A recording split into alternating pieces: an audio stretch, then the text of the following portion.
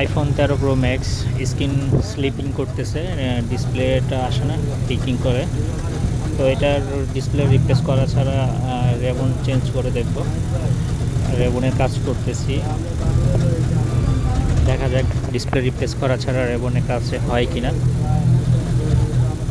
তো এই সমস্যা যাদের আছে তারা মূলত ডিসপ্লে রিপ্লেস না করে আগে রিবনের কাজ করে দেখবেন, তারপরে ডিসপ্লে যদি না হয় ডিসপ্লে চেঞ্জ করবেন। তো আমি রিবন কাজ করা রিপ্লেস করার শেষ, এখন আমি ডিসপ্লেটা চেক করে দেখব ডিসপ্লেটা আসে কি না।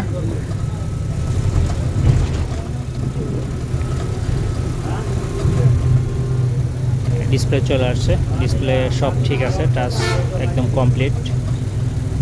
তো এই সমস্যাটা যদি কারো হয়ে থাকে আপনারা আগে রিপ্লেস না করে রেবন চেঞ্জ করে দেখবেন।